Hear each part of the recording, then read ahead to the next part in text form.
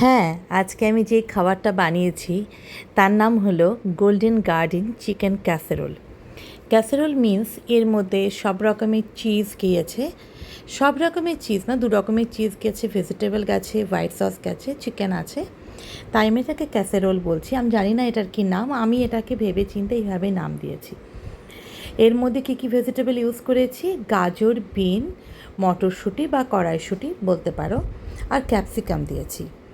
আর এগুলোকে আমি ব্লাঞ্চ করে নেব। ও আলু দিয়েছি একটু কার্বোহাইড্রেটের জন্য। এগুলোকে আমি ব্লাঞ্চ করে নেব, নিয়ে আমি পরে যখন সার্ভ করব তখন বাটারে একটু সতে করে নেব। ঠিক আছে, এবার তৈরি করছি আমি হোয়াইট সসটা। তোমরা একটু দেখো, একটু হয়তো লেন্দি ভিডিওটা, কিন্তু তোমরা দেখো ভীষণ সুন্দর, এবং বাচ্চারা তো এটা তো আমি ফার্স্ট টাইম বানালাম বাড়িতে। আমি কি বানাবো কি খেতে দেই বিকেলবেলায়, এটা আমি ফার্স্ট টাইম বানালাম, চেটে পুটে খেলো এবং ভীষণ রিকমেন্ড করলো, তার জন্য আমি এটা শেয়ার করছি। যেমন করে হোয়াইট সস করে এভাবে আমি বাটার দিলাম, বাটারের মধ্যে একটু ময়দাকে অল্প একটু সতে করে নিলাম, দেখলেই তো।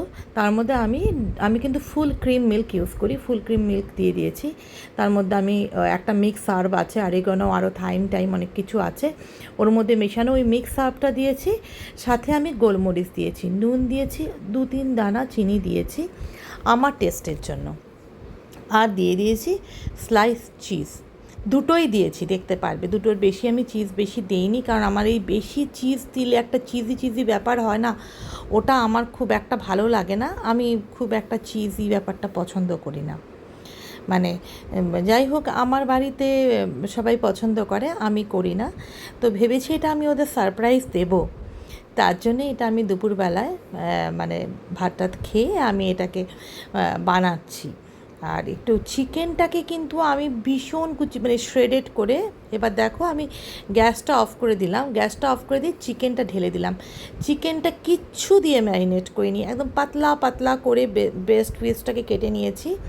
কেটে নিয়ে জাস্ট এই যে হোয়াইট সসে কিন্তু গ্যাসটা আমি অফ করে রেখেছি, রেখে একটু ঠান্ডা হতে দিয়েছি, 5 মিনিটের মতো ঠান্ডা হয়েছে। তারপরে আমি এই হোয়াইট সসটা দিয়ে চিকেনটাকে খুব ভালো করে মিশিয়ে নিয়েছি, মিশিয়ে নিয়ে ঢাকা দিয়ে রেখে দেবো, ওই 5-10 মিনিটই রেখে দেবো, চিকেনটার মধ্যে হোয়াইট সসটা যেন পুরোপুরি অ্যাবসর্ব হয়। আমি জানি না, আমি এই জন্য ফার্স্ট টাইম করছি বলে এটার মধ্যে আমি ফ্লেমে রাখলাম না, কারণ আবার ফ্লেমে দেব, আবার যদি বেশি সসটা টেনে নেয় চিকেনটা, তখন আবার শুকনো হয়ে যাবে।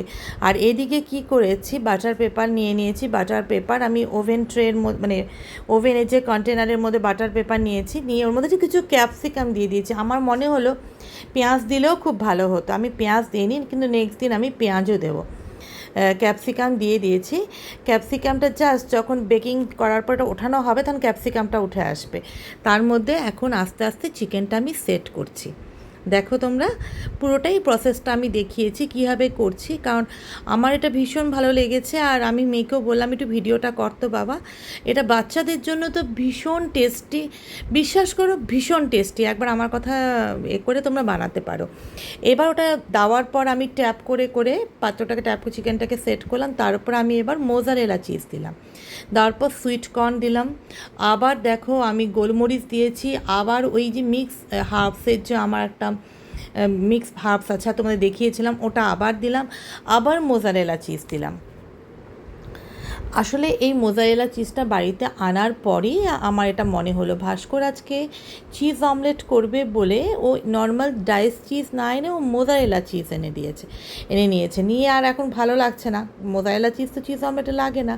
তো আমি ভাবলাম তাহলে এটাকে কীভাবে বানাই, কারণ এখন আমি আর পিৎজা টিজা বানাচ্ছি না, তো পিৎজা বেসও নেই আমার কাছে, আমি তো বেস বানাই না, আমি এটাকে দেখো পুরো রেডি করেছি, উপরে মোজারেলা চিজ আছে, সুইট কর্ন আছে, নিচে ক্যাপসিকাম আছে, বা মাঝখানে চিকেনটা পুরো হোয়াইট সস দিয়ে করা আছে। এবার এটাকে আমি বেক করতে বসিয়ে দিয়েছি। বেক করতে বসিয়ে প্রায় আমার 25 মিনিট যখন বেক হয়েছে তখন এর থেকে খুব সুগন্ধ বেরোয়েছে। আর যখন সুগন্ধ বেরোলো তখন আমি এইগুলো তাওয়ার মধ্যে ব্লাঞ্চ করতে দিলাম, ওই সরি ব্লাঞ্চ না, একটু সতে করতে দিলাম, ভুল বললাম, সতে করতে দিলাম বাটার দিয়ে। এই দেখো বেক আমার 25 মিনিট হয়েছে। আমি আরেকটু বেক করতাম, আমার ছেলে টিউশন যাচ্ছে না, কারণ এটা না দিলে ওর খিদেতে পেট এত চুচু করছে, বৃষ্টি পড়বে, ও টিউশন যেতে পারছে না। এটা আমি ওকে হাফ ব্রেক করে এটা আমি ওকে দিলাম। দেওয়ার পর আমি আবার বেকিংয়ে বসালাম। এবার কি করলাম, ভেজিসগুলোকে যে জায়গাটা আমি ছেলেকে দিলাম সেই কর্নারটাতে ভেজিসগুলোকে দিয়ে দিলাম, দিয়ে আমি বেক বসালাম। বসানোর পর এটা আমার হলো, এটা আমার আউটকাম হলো। প্লিজ তোমরা খেয়ে দেখো এবং আমাকে জানিও, ফিডব্যাকটা দিও, ভালো মন্দ যেমন লেগেছে।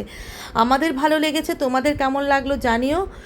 আমার মানে জেনে না আমার খুব ভালো লাগবে, আমি খুব শান্তি পাবো। আর বলো বাচ্চাদের জন্যও ভালো। আর আজকে আমি এটুকুই রাখছি। ভালো থেকো, সুস্থ থেকো, আজকের জন্য টাটা।